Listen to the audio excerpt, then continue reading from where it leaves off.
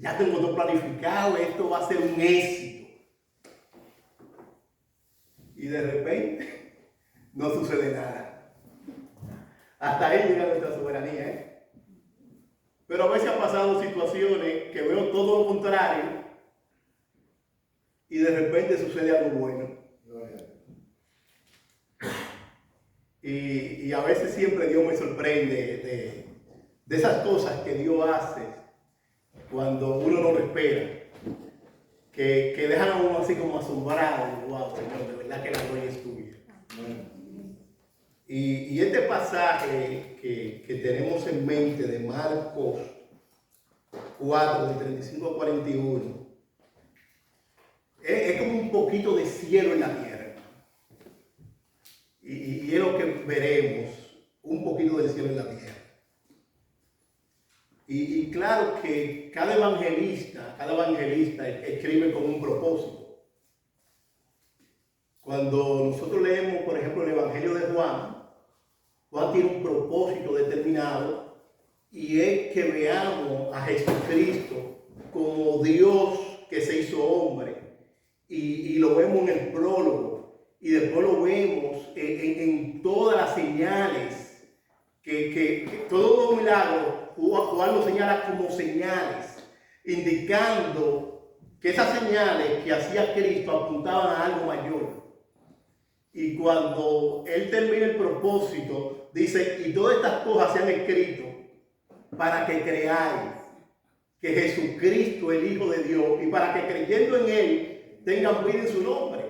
Pero los otros evangelistas también tienen un propósito a escribir cada evangelio. Por ejemplo, cuando vemos a Mateo, Mateo introduce a Cristo como el rey de los judíos, aquel que vino a cumplir toda la profecía mesiánica. Cuando vemos a Lucas, Lucas nos presenta a Cristo como el hombre perfecto, que vino a buscar y a salvar lo que se había perdido. Pero Marcos, que es el más breve de los 4 evangelios, nos presenta a Jesucristo como el Hijo de Dios. Como aquel que vino a dar su vida en rescate por mucho. Aquel que vino a servirle a la humanidad. Y este es el pasaje que tenemos de Marcos 4. Yo quiero que nos pongamos de pie para leer este pasaje, maravilloso pasaje de Marcos 4, del 35 hasta el 41. Cuando todos lo tengan, me pueden decir amén. Amén.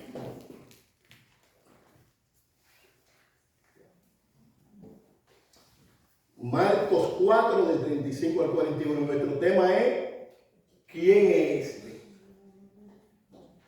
Y vamos a orar, hermano, antes de leer la palabra de Dios para pedir el favor de Dios. Ya hemos orado, pero vamos a orar nuevamente para pedir el favor de Dios. Gloria. Padre nuestro, te damos todo honor y toda gloria. Te agradecemos, Señor, que podemos estar juntos como tu pueblo, reunidos para darte honor y para darte gloria. Señor, vamos a exponer tu palabra, Señor. Tú conoces las debilidades del predicador, pero tú también conoces la necesidad de mis hermanos. Yo te ruego, Señor, que por tu Santo Espíritu tú nos asistas y que tú nos permitas hablar lo que está conforme a tu voluntad, para la edificación, para la salvación, Señor, que solo tu Espíritu puede traer. Así que, Señor, usa tu palabra para glorificar a Cristo en esta maravillosa tarde. Y a ti te daremos toda la gloria, Dios, en el nombre de Jesucristo. Amén. Entonces, leemos la bendita, sagrada, infalible palabra de Dios. Aquel día, cuando llegó la noche, les dijo, pasemos al otro lado. Y despidiendo a la multitud, le tomaron como estaba en la barca. Y había también con él otras barcas. Pero se levantó una gran tempestad de viento y echaba las olas en la barca, de tal manera que ya se anegaba. y él estaba en la popa, durmiendo sobre un cabezal. Y le despertaron y le dijeron: Maestro, ¿no tiene cuidado que perecemos? Y levantándose, reprendió al viento y dijo al mar: Calla, enmudece. Y cesó el viento y se hizo grande bonanza. Y les dijo: ¿por qué estáis así amedrentados? ¿Cómo no tenéis fe? Entonces temieron con gran temor y se decían el uno al otro: ¿quién es este que aún el viento y el mar le obedecen? Pueden sentarse, mis hermanos. Este pasaje que está frente a nosotros, veremos un retrato hermoso de su humanidad y veremos una asombrosa demostración de su deidad. Y notarán que hay una frase en el versículo 41 que quiero usar como punto de comienzo. ¿Quién es este que aún el viento y el mar le obedecen? Y lo primero que tenemos que decir, que Jesucristo es el Hijo de Dios. Así empieza el Evangelio de Juan. Perdón, así empieza el Evangelio de Marcos. Marcos 1:1, si pueden ir conmigo, por favor.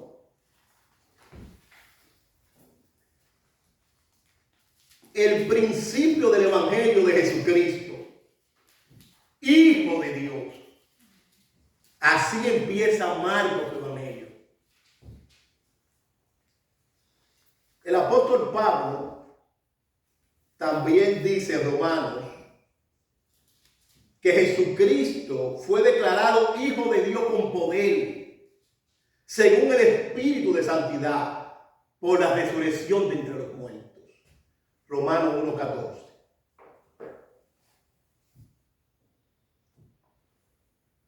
En esta historia que vemos, Jesucristo le dice: pasemos al otro lado, y había un propósito determinado de Cristo al pasar al otro lado.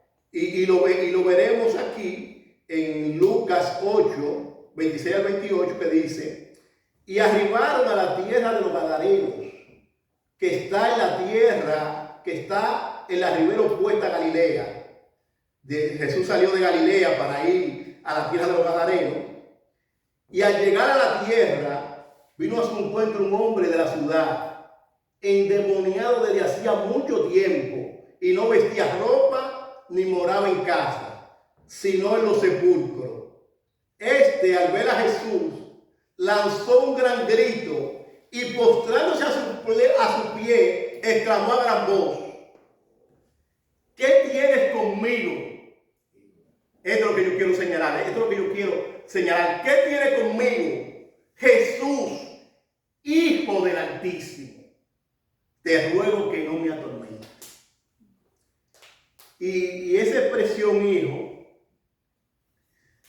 no solo los testigos de Jehová, los mormones o los musulmanes entienden que de alguna manera, como Jesucristo es el Hijo de Dios, que de alguna manera Cristo es inferior al Padre, como lo creen los testigos de Jehová, como lo creen los mormones, como lo creen los musulmanes y muchas religiones, que de alguna manera, como la Biblia dice que Jesucristo es el Hijo de Dios, mucha gente entiende que de alguna manera Cristo es inferior al Padre. Pero lo sorprendente no es que las religiones no cristianas crean esto, ellos pueden creer lo que piensen de Cristo. Lo sorprendente es que creyentes en Jesucristo crean que Jesucristo es inferior al Padre. Eso es lo sorprendente. Que un gran número del pueblo de Dios no tenga una cristología saludable y crean que de alguna manera Cristo es inferior al Padre. Y yo quiero, hermano, que notemos que la palabra Hijo de Dios, en el sentido primario, es una igualdad a Dios. Ahora, claro, no negamos que en la economía de la redención, el Hijo voluntariamente se subordinó al Padre. Pero no quiere decir por eso que el Hijo sea inferior al Padre.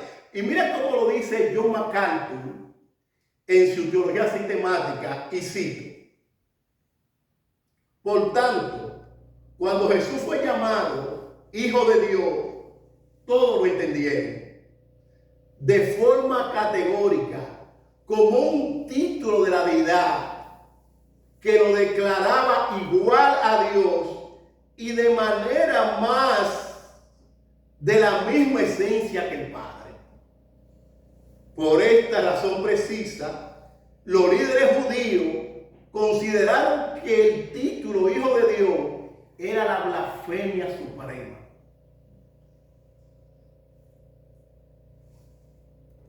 Juan 5, del 17 al 18 dice: y Jesús respondió: mi Padre hasta ahora trabaja y yo trabajo.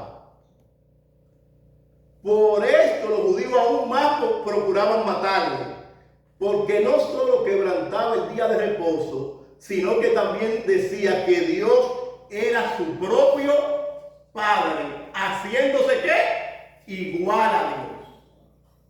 Así entendían los religiosos de su tiempo cuando Jesucristo decía que era el Hijo de Dios. Ellos lo entendían bien claro. Cuando Jesucristo decía que era el Hijo de Dios, ellos entendían que Él se estaba haciendo igual a Dios.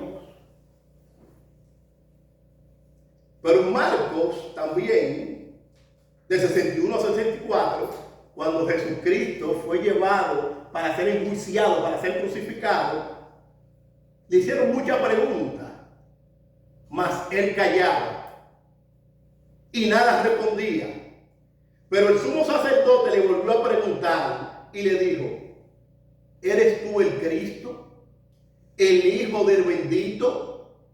Y Jesús le dijo, ahora Jesús habló, y Jesús le dijo: yo soy. Y veréis al Hijo del Hombre sentado a la diestra del poder de Dios y viniendo en las nubes del cielo. Entonces el sumo sacerdote, rasgando su vestidura, dijo: ¿qué más necesidad tenemos de testigos? Habéis oído la blasfemia. ¿Qué os parece? Y todos ellos le condenaron, declarando que era digno de muerte. Así lo entendían ellos en su tiempo. Y así tenemos nosotros entenderlo, que la declaración Hijo de Dios es una igualdad al Padre. Ahora, el Padre también testifica del Hijo. Ustedes se acuerdan cuando Juan el Bautista estaba bautizando, que Jesucristo fue ante Juan para ser bautizado, y Juan, cuando vio a Cristo, dice: no, espérate, yo no te puedo bautizar a ti. Yo necesito ser bautizado por ti. ¿Cómo tú vienes a mí? Y Cristo le dijo: deja ahora, porque así conviene que cumplamos toda justicia. Y Juan aceptó el mandato de Cristo y le bautizó. Pero cuando fue bautizado, en el momento que Cristo se levanta, dice que los cielos se abren, viene el Espíritu Santo en forma de paloma, pero aquí es que quiero llamar su atención ahora. Y una voz de los cielos que decía: este es mi Hijo amado, en quien yo tengo complacencia. Amén. Es el Padre que está testificando de su Hijo. Es en mi Hijo que yo me complazco. Es en mi Hijo que yo tengo complacencia. Pero también en lo que se conoce en la transfiguración, Jesucristo se lleva a 3 de sus discípulos. Yo creo que muchos sabemos cuáles son, pero hay algunos a lo mejor que no saben. Se llevó a Pedro, se llevó a Jacobo y se llevó a Juan, que muchos teólogos y académicos lo llaman como el círculo íntimo de Jesucristo. Y Jesucristo, sorprendentemente, se transfigura, su aspecto cambia, se manifiesta la gloria de Cristo. Y Pedro, maravillado, mirando la gloria de Cristo, dice: qué bueno, Señor, esto es maravilloso, esto es algo lindo, esto es es algo hermoso. Es bueno para nosotros que estemos aquí. Vamos a hacer 3 enramadas. Porque mientras se transfiguró, apareció Moisés y apareció Elías. Y los discípulos están maravillados por la gloria que están viendo. Y dice, Señor, esto es maravilloso. Ya nosotros vamos a quedarnos aquí. No tenemos que bajar para nada. Esto es algo sorprendente. Esto es la gloria. Moisés, Elías y Jesucristo, y Cristo transfigurado. Qué bueno que estemos aquí. Hagamos una 3 ramadas. Una para Moisés, una para Elías y una para ti, Señor. Pedro, que no sabía lo que hablaba, estaba comparando en ese momento a Cristo con Moisés y Elías. Pero en ese mismo momento el Padre de él lo interrumpió. Dice que vino una nube y lo cubrió. Y dijo, este es mi Hijo amado en quien tengo complacencia. A él que van a oír. No es a Moisés, no es a Elías. Ellos fueron grandes en su tiempo. Pero Cristo es incomparable.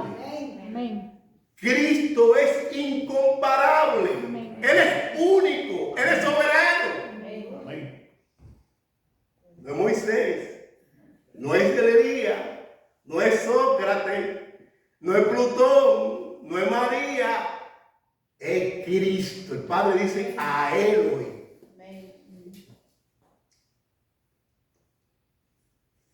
Ahora, si Cristo nos preguntara como iglesia, si Cristo viniera ahora mismo y nos preguntara como iglesia, ¿quién dice los hombres o quién dice las mujeres que soy yo? ¿Tuviéramos respuesta para contestarle a la persona de quién es Cristo? Si Cristo preguntara a la iglesia, ¿quién dice que yo soy? Ustedes le pueden explicar a la gente quién dicen que yo soy. Cristo le interesa que su iglesia sepa quién es Él. De hecho, Juan 17:3 dice, y esta es la vida eterna, que te conozcan a ti, al único Dios verdadero, y a Jesucristo a quien tú has enviado. La iglesia tiene que conocer quién es Cristo, para poder hablarle a las personas que no lo conocen.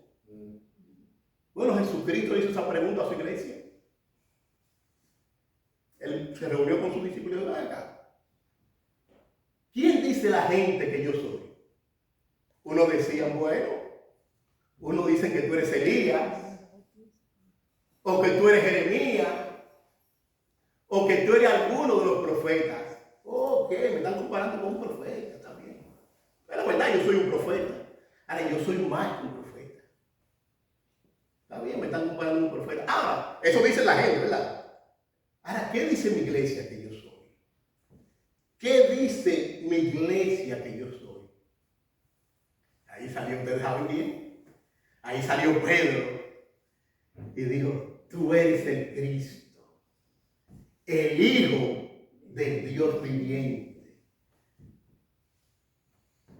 Y Cristo dijo, bienaventurado eres, Simón Pedro, porque esto no te lo reveló ni carne ni sangre, sino mi Padre.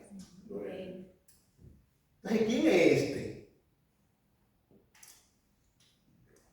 Que aún el viento y el mar le obedecen. Bueno, la respuesta simple a esa pregunta retórica, Él es Dios. Porque solo Dios tiene poder como ese sobre las olas, el viento y el mar.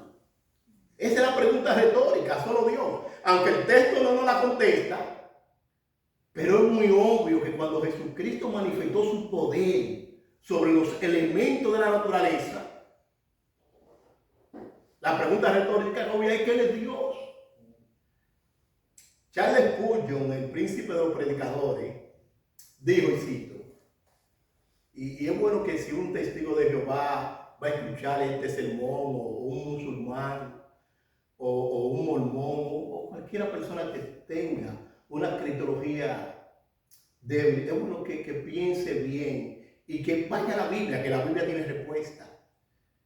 El príncipe de los predicadores, Charles Spurgeon, dijo, nunca irá al cielo al menos que esté preparado para adorar a Jesucristo como Dios.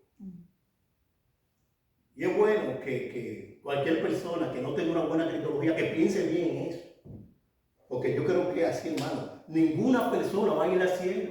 Si tú no vas a adorar a Cristo como Dios, ¿para qué puedes ir al cielo? Porque nosotros creemos que Jesucristo es Dios, que vino a la tierra a morir por nuestro pecado. Y nosotros vamos a darle honor al cielo. Nosotros vamos a darle honor, a darle gloria, a darle alabanza a Cristo. Y si una persona no cree que Jesucristo es Dios, ¿para qué tú vas para allá? ¿Para qué tú vas para allá? Entonces yo tengo que creer que Jesucristo es Dios, que vino a esta tierra a morir por mi pecado, a reconciliarme con el Padre. Y cuando yo tenga el cielo junto a mi Señor, decir, tú eres digno de recibir toda gloria, toda honra, toda alabanza, porque tú fuiste inmolado en una cruz por mí. Y yo voy a darle honor, a darle alabanza y a honrarlo, humillarme a mis pies, pero a los pies de que a los pies de Cristo. Ahora, uno que estuvo en esa barca ese día escribió. Uno que estuvo en esa barca ese día. Un judío que estuvo ahí con Cristo en esa barca. Que eso es importante, no lo estoy escribiendo yo. Es un judío que estuvo ahí mismo con él en esa barca que escribió. En Juan 1:1 dice así. En el principio era el verbo. Y el verbo era con Dios. Y el verbo era Dios. Todas las cosas por él fueron hechas. Y sin él, sin Cristo, nada de lo que ha sido hecho fue hecho. Un judío que estaba en esa barca. Y si él tiene poder para crear todas las cosas, él también tiene poder para controlarlo. Yo no puedo controlar nada, hermano, pero Cristo puede controlarlo todo. Amén. Amén. El escritor de Hebreo dice así: Dios, habiendo hablado muchas veces y de mucha manera en otro tiempo a los padres por los profetas, en estos postreros días no ha hablado por el Hijo. Y en otra versión dice, no ha hablado en Hijo, a quien constituyó heredero de todo y por quien asimismo hizo el universo, el cual, siendo el resplandor de su gloria y la imagen misma de su sustancia, y quien sustenta todas las cosas con la palabra de su poder, habiendo efectuado la purificación de nuestro pecado por medio de sí mismo, se sentó a la diestra de la majestad en las alturas.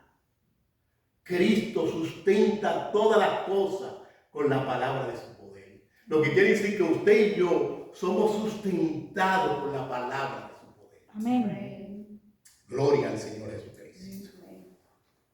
El apóstol Pablo en Colosenses dice, y cito, porque en Él, eso es en Cristo, porque en Él fueron creadas todas las cosas, la que hay en los cielos y la que hay en la tierra, visibles e invisibles, sean tronos, sean dominios, sean principados, sean potestades, todo fue creado por medio de Él y para Él. Y Él, Cristo, es antes de todas las cosas, y todas las cosas en Él subsisten. Juan 1:14 dice, y aquel verbo fue hecho carne y habitó entre nosotros y vimos su gloria, gloria como el unigénito del Padre, lleno de gracia y de verdad. Ahora es más fácil ya, después de esta introducción, mirando el panorama, aquí yo le estoy mostrando el árbol, le estoy mostrando el bosque, para ahora mostrarle el árbol. Y es más fácil ahora, cuando veamos esa manifestación de poder, entender quién es Cristo. Ahora vayamos al árbol. Y eso nos lleva a nuestro primer punto. La paz de Jesús antes de la tormenta. Versículos 35 y 36, si tienen su Biblia, lo pueden leer conmigo. Aquel día, cuando llegó la noche, les dijo, pasemos al otro lado. Y despidiendo a la multitud, le tomaron como estaba en la barca. Y había también con él otras barcas. Ahora fíjense que el texto empieza diciendo aquel día, cuando llegó la noche. ¿Qué día? Bueno, el mismo día que comenzó en el capítulo 1 del versículo 4. Ese mismo día. Fíjese cómo dice. Otra vez comenzó Jesús a enseñar junto al mar y se reunió alrededor de él mucha gente, tanto que entrando en una barca, se sentó en ella en el mar, y toda la gente estaba en pie junto al mar. Bueno, ese día, Cristo ese día estuvo bien ocupado. Ese día enseñó la parábola del sembrador, la parábola de la semilla de mostaza, la parábola del crecimiento de la semilla. También ese mismo día le dio una explicación a los discípulos de las parábolas. Y Cristo enseñó mucho en ese día. Y he de notar que después de una enseñanza como esta, todo el día enseñando y ministrando a los enfermos, estuviera cansado. Había sido un día muy ocupado para Jesús. No es de sorprender que al atardecer estuviera cansado y agotado. Y el versículo 36 dice, y despidiendo a la multitud, le tomaron como estaba en la barca, y era también con él otra barca. Y Lucas en el pasaje paralelo dice que todo estaba tranquilo cuando él le dijo vayamos al otro lado. Todo estaba tranquilo. Porque Lucas dice que cuando Jesús y los discípulos comenzaron su viaje, las condiciones en el lago eran ideales. Pero mientras navegaban que se levantó la tormenta. Ahora tenemos que señalar, hermanos, que esta no fue una tormenta porque los discípulos estaban en desobediencia. Esto no fue una tormenta como la de Jonás. Acuérdate que Dios levantó una tormenta porque Jonás se levantó a un sitio y se fue a otro y Dios levantó una tormenta. Pero aquí es en obediencia a Cristo. Acuérdate que los discípulos se montan en las barcas y Marco es el único que señala que había también otras barcas. Cuando Jesús terminó esa enseñanza de predicaciones de la parábola y de toda esa enseñanza, le dijo pasemos al otro lado. Todo estaba tranquilo, todo estaba ideal. Pero Jesucristo dice que dormía. Es sorprendente. Y nuestro segundo punto, la paz de Jesús en la tormenta, versículos 37 y 38 dice, pero se levantó una gran tempestad de viento y echaba las olas en la barca de tal manera que ya se anegaba. Y él estaba en la popa, durmiendo sobre un cabezal. Y le despertaron y le dijeron, maestro, ¿no tiene cuidado que perecemos? Jesús, cuando sale, todo era ideal. Pero mientras sale, entonces se levanta esa gran tormenta. Y nuestro Señor dormía. Ahora, es sorprendente. Pensemos en esto. Una tormenta en el mar. La brisa que hacía. La agua cayendo sobre la barca. Y el Señor tranquilo, en paz, durmiendo sobre un cabezal. Pedro y los discípulos que eran pescadores, que sabían de toda esa tormenta, eran frecuentes, esa tormenta en el mar de Galilea. Imagínense esa escena. Todos los discípulos sacando agua. Y Cristo en la popa, tranquilo, en paz, durmiendo. Y todos los discípulos desesperados. Al ver que todo se les fue de la mano, van ante Cristo.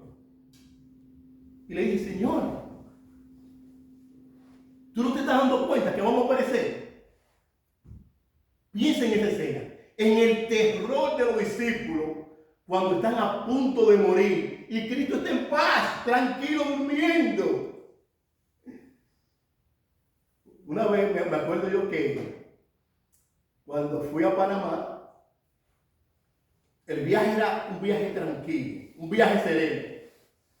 Pero cuando estamos llegando a Panamá, de repente se levantó una tormenta, hermanos. Que ese avión nada más hacía así. Dios, bueno. Una señora que estaba al lado de mí me agarró así, me metió la uña y dijo, bueno, este avión se va a caer. Ese avión parecía como, ¿usted ha visto eso? Esa hojita que usted la tira, que va así. Bueno, ese avión iba así. Ese avión iba así. Yo no me iba así. Bueno, Señor, yo no sé cuántas veces yo me arrepentí en ese momento. Honestamente, me digo, porque así era que uno entendía la cosa. Uno entendía que si yo moría en ese momento y no hubiera confesado algún pecado, así lo entendía yo en ese momento, ya pensaba. Hermano, yo no sé cuántas veces yo me confesé. Señor, si hay un pecado que no me recuerdo, perdóname. Hermano, ese avioncito de él lo hacía. Y lo que le dijeron al piloto, porque como era en español, lo que le dijeron al piloto era, bueno, si usted quiere devuélvase, porque la tormenta no va a parar. Muchos aviones que iban a aterrizar en ese momento, lo que hicieron fue que se devolvieron. Pero el piloto lo que decidió, bueno, vamos a elevar el avión. Levantó el avión y se empezó a dar vuelta. Y la señora que estaba ahí, este avión se va a caer, se va a gastar la gasolina y este avión se va a caer. Hermano, estaba todo el mundo en pánico. Y en uno le dijeron, bueno, da apreciación de usted, si usted quiere devolverse o usted quiere bajar el avión. ¿Y usted sabe qué se decidió el piloto? Va para abajo. Yo ahí, honestamente le digo, yo pensaba que yo había Cristo ese día. Mano, ese avión era así que iba. Y la era así. Usted va cuando usted va en una calle mala, por una calle bien mala. Y iba así ese avión. Digo, bueno, pero por la gracia de Dios, el avión pudo aterrizar. Pero de verdad, hermanos, que cuando nos vemos en una situación grave, nos atemorizamos. Y acuérdense que la mayoría de los discípulos eran pescadores de profesión. Ellos conocían bien el lago, pero en ese momento la tormenta que se levantó era tan fuerte que su vida corría en peligro. Y Jesucristo está tranquilito, en paz, durmiendo. Imagínense la escena.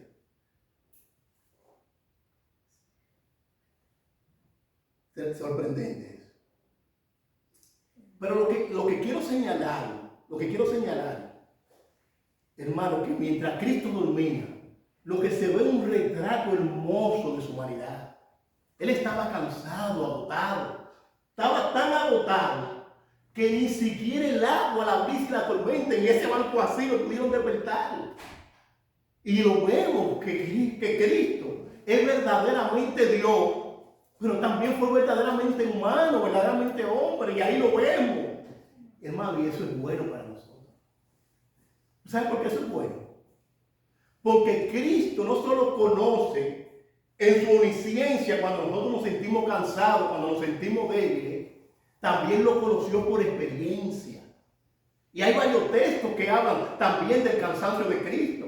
Nosotros no creemos como los docetistas, los gnósticos del tiempo de Juan, que decían no, lo que Jesucristo vino es una apariencia. Porque como ellos entendían que el espíritu no se puede unir a la carne, ellos lo que entendían, no, Cristo es una apariencia, no. Nosotros creemos que Jesucristo fue verdaderamente hombre. Amén. Y hay varios textos que quiero señalar para que veamos que lo que estaba haciendo aquí era una manifestación de su humanidad. Mire lo que dice Mateo 4:2. Y después de haber ayunado 40 días y 40 noches, ¿tuvo qué? ¿Qué es eso? ¿Una manifestación de qué? De su humanidad. Porque Dios no se cansa ni se fatiga, ni tiene necesidad de nada. Porque en el momento que Dios tenga hambre, dejó de ser Dios. Pero Cristo como humano tuvo hambre.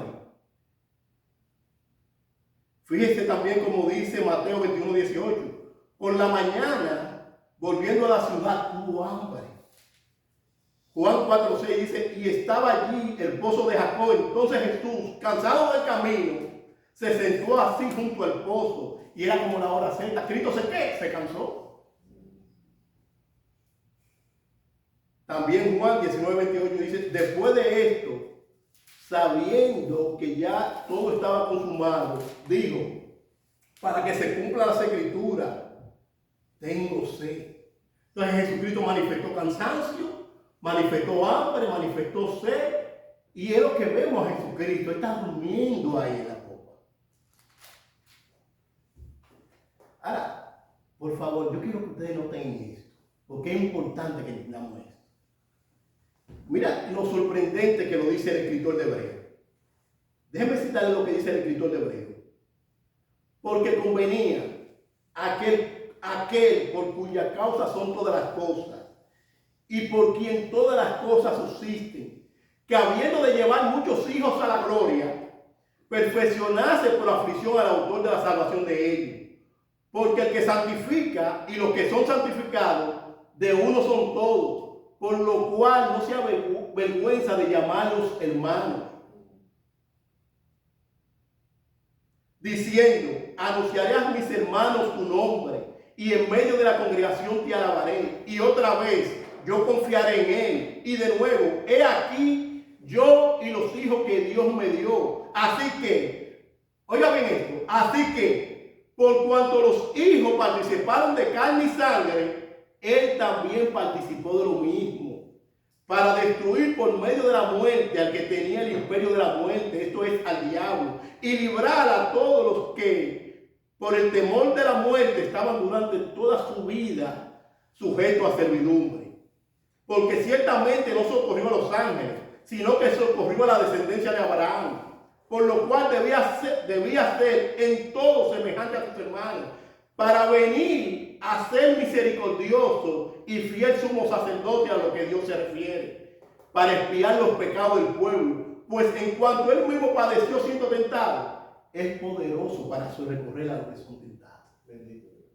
Bueno, esto es tremendo, esto es bueno para nosotros, porque Jesucristo como hombre fue tentado. Él tuvo hambre, tuvo sed. Entonces, Él conoce por experiencia nuestras necesidades.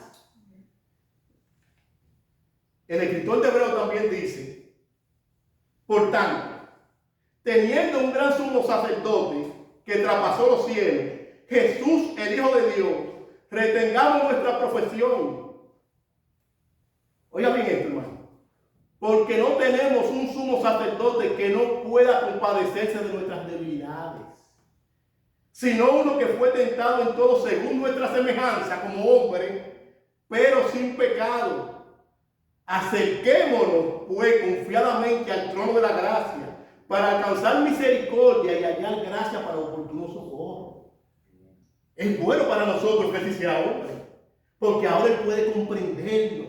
Él puede compadecerse, puede tener empatía cuando nosotros estamos débiles, cuando estamos cansados, cuando estamos en angustia, cuando estamos necesitados, cuando estamos en ansiedad. Él puede compadecerse de nosotros.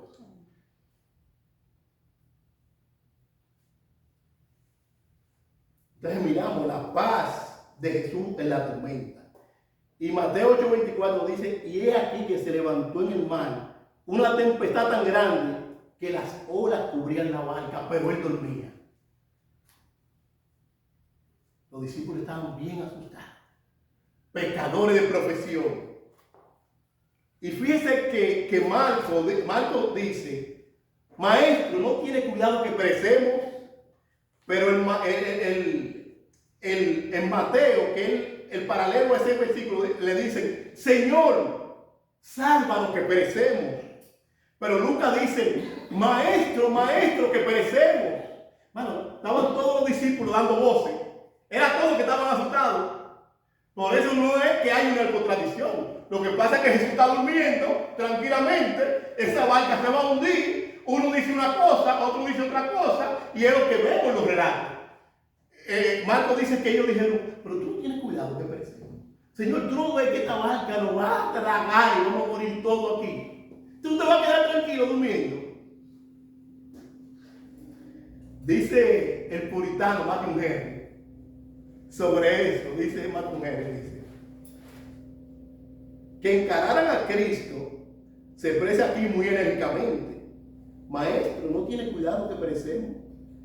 Dice el puritano: confieso que esto parece un poco duro, más bien reprendiéndole por dormir que rogándole que despertara.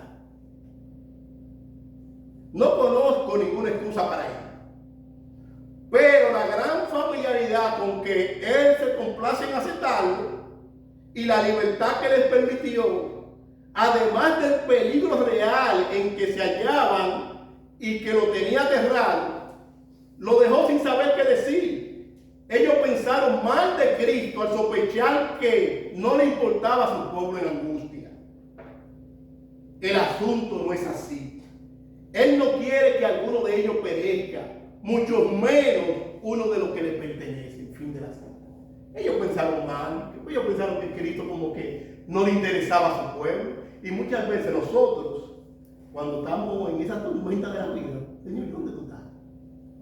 Bueno, Él está ahí, pendiente de nosotros. Amén. Y ahora vamos a ver nuestro tercer punto: la paz de Jesús después de la tormenta. Versículos 39 y 40. Y levantándose, reprendió al viento y le dijo al mar, calla, enmudece, y cesó el viento, y se hizo grande bonanza, y les dijo, ¿por qué estáis así amedrentados? ¿Cómo no tenéis fe? Wow, qué supremacía, qué supremacía de Cristo. Aquí vemos un imperativo divino. Ustedes imaginen, ese hermano, yo le voy a ser sincero. Yo había estado ahí con los discípulos y yo había sido el primero que me había levantado a Cristo. Honestamente, porque yo sé lo que hago, y yo me estaba ahogando. Yo había sido el primero que le había dicho, Señor, ¿cómo por favor? Señor, ¿cómo morir aquí todo? Yo sé lo que traga agua. Yo había sido el primero que le había dicho a Cristo, Señor, levántate. Por favor, Señor, algo. Yo había sido el primero, se lo confieso. Ahora, qué supremacía, qué orden le dio a Cristo. Fíjense que él se levantó tranquilamente. Cristo está en paz, ahí está toda la tormenta, ahí están todos los discípulos mojaditos. Imagínense, él puso cabello mojado y ellos agotados de sacar agua. Cristo se levanta tranquilo y le da una orden al viento y le dice, calla, enmudece. Y dice que cesó el viento y se hizo gran bonanza. Claro, qué supremacía del Señor. Amén. Él es soberano. Amén. Nosotros no. Amén. Él es soberano. Él hace como Él quiera. Amén. Gloria al Señor por eso. Ahora, los discípulos habían visto mucho de Cristo. Ellos habían visto la supremacía de Cristo sobre los demonios. Ellos habían visto la supremacía de Cristo sobre las enfermedades. Ellos ya habían visto la supremacía de Cristo para perdonar pecados. Pero ahora se quedan con la boca abierta porque ahora viene un poder sobre los elementos de la naturaleza. Porque yo puedo decir a Reinaldo que Reinaldo venga a hacer algo. Reinaldo, ten piedad de mí. No lo hagas. Te voy a dar la mitad de mi fortuna si tú me dejas vivir. Y Reinaldo dice, tú me das la mitad de mi fortuna. Está bien, te voy a dejar vivir. Pero ¿cómo yo le voy a hablar al viento y a un mal embravecido que se calle? Bueno, yo me puedo cansar de decirle, yo te la creo, yo te callo más, yo te hablo, y más no va a suceder nada. Ahora, si lo dijo Cristo, entonces le da una orden porque él es el creador. Amén. Es lo que vemos cuando Lázaro estaba muerto. Porque él es la resurrección y la vida y le puede decir a Lázaro, Lázaro, sal fuera. ¡Qué poder! ¡Qué poder supremo tiene Cristo! Ahora veamos nuestro cuarto punto. Y quiero que tomen nota en esto. La tormenta de los discípulos después de la paz.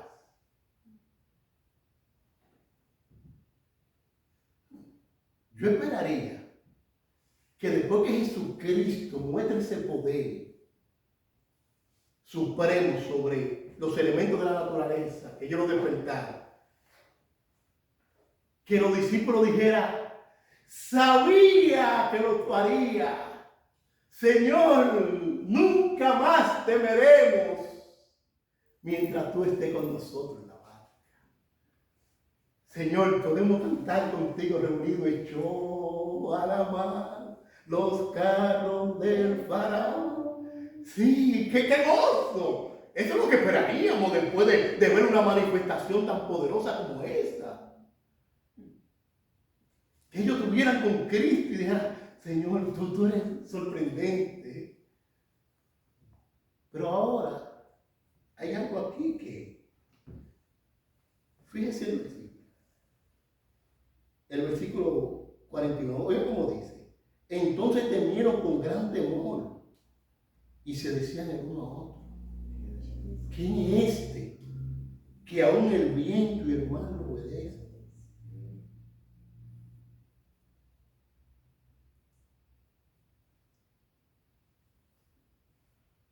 La comprensión de que el Creador estaba en la barca fue mucho más aterrador que cualquier terror que pudieran enfrentar con la tormenta. Los discípulos sabían que solo Dios podía tener un poder como él.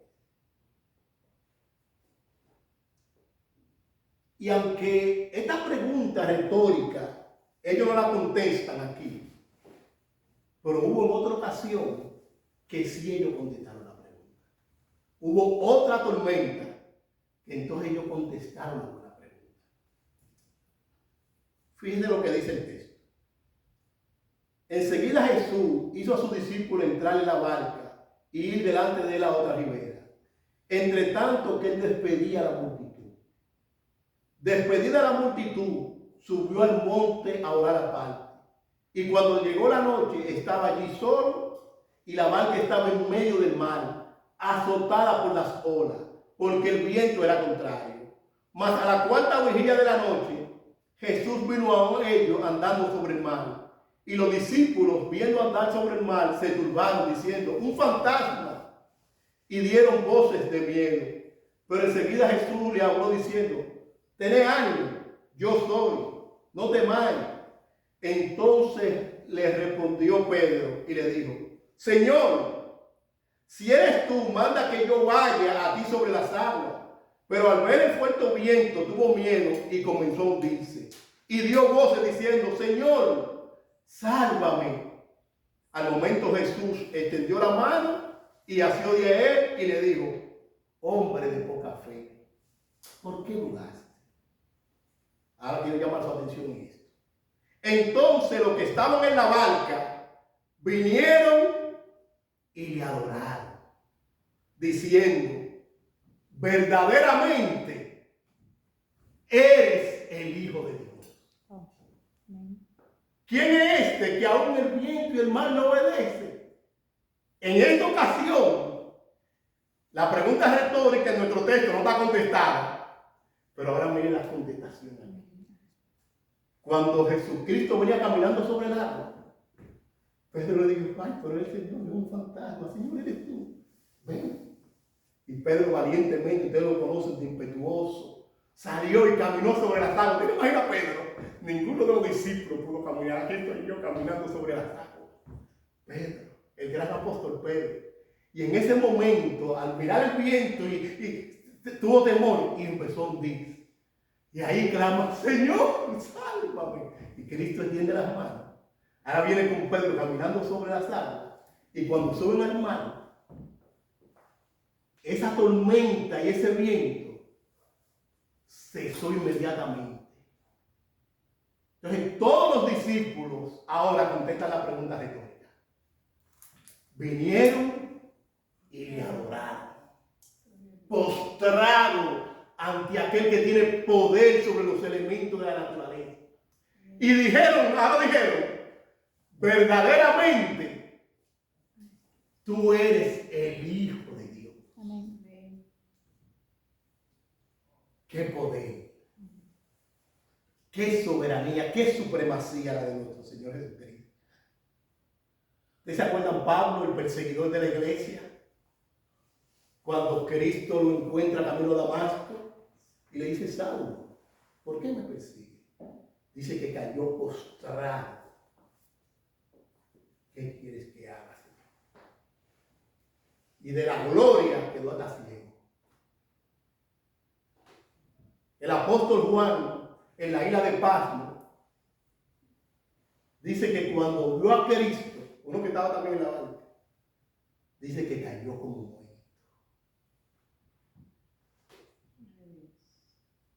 El incrédulo Tomás, después de la resurrección, que le dijo, no, yo no creo, si yo no meto mi dedo aquí, no, yo no voy a creer. Cuando vio a Cristo, Cristo le llamó y le dijo, Tomás, acércate, pon tu dedo aquí, mete tu mano aquí. ¿Qué fue la reacción de Tomás incrédulo? Señor mío y Dios mío.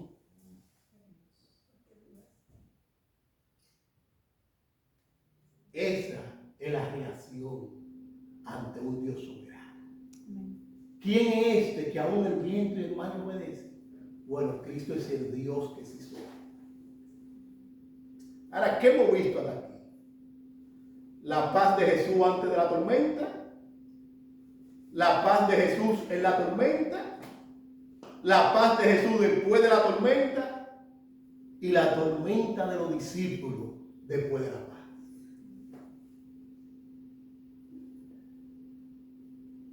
¿Qué aprendemos? En el Señor está comunicando dos cosas aquí. Él está comunicando su deidad en la expresión de poder sobre los elementos de la naturaleza que reconocen la voz de su creador. Y segundo, Él está comunicando su bondad, su compasión, su empatía, su cuidado para los suyos, a protegerlos de una muerte prematura. La pregunta que nosotros en esta sala tenemos que considerar ahora: ¿qué es mejor? Vamos a considerar esto, ya para ir bajando y cerrando. Vamos a considerar esto. ¿Qué es mejor? ¿Dudar en la tormenta de nuestras vidas o confiar en la bondad de Dios? Yo quiero que sea usted el que haga una autoevaluación. ¿Qué es mejor? ¿Dudar en la tormenta de nuestra vida o confiar en la bondad de Dios? Yo no se lo voy a contestar, usted la va a contestar. Usted va a contestar esta pregunta. Y quiero terminar con esto, diciendo esto. Primera de Pedro 5:7, mis queridos hermanos. Echando toda ansiedad sobre Él, porque Él tiene cuidado de nosotros. Amén. Cristo tiene cuidado. Bueno, toda su ansiedad, toda su situación, usted la puede echar sobre Él. Amén. Él también dijo: venid a mí, todos los que están trabajados, y yo lo haré descansar. Hermano, por favor. Dios no es hombre para que mienta, ni hijo de hombre para que se haga. Si Él dijo que tú puedes venir a Él y descansar en Él, tú puedes venir a Él. El apóstol Pablo, honestamente, que después de Cristo, yo creo que fue el hombre que más padeció. Él podía decir: yo llevo sobre mi cuerpo la marca de nuestro Señor Jesucristo. Y el apóstol Pablo confió en todo tiempo en la bondad de Dios, y él escribió, terminando su carrera, el apóstol Pablo. Piensa en el apóstol Pablo, en todo lo que se escribió. Y el apóstol Pablo escribió: por lo cual estoy seguro, oiga lo que está escrito Pablo, por lo cual estoy seguro que ni la muerte, ni la vida, ni ángeles, ni principados, ni potestades, ni lo presente, ni lo porvenir, ni lo alto, ni lo profundo, ni ninguna otra cosa creada nos podrá separar del amor de Dios que es en Cristo Jesús, Señor nuestro. Amén.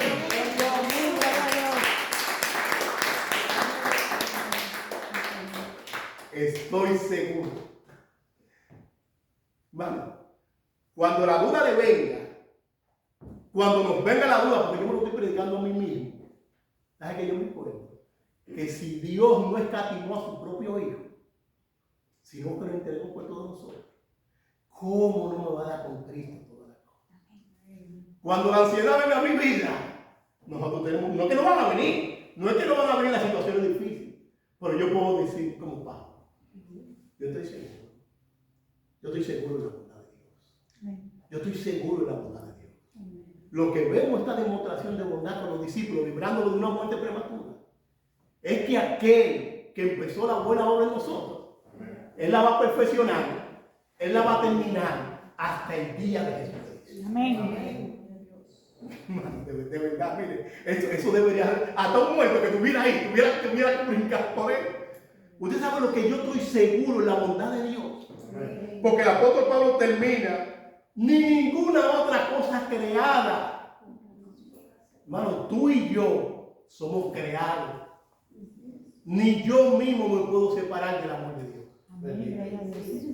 Hermano, esto es para salir brincando y saltando y confiado de que mi vida, tu vida, está en las manos de la voluntad de Dios. Él pudo calmar la tormenta. Él también puede calmar cualquier tormenta de nuestra vida. Amén. Entonces vamos a orar, hermano.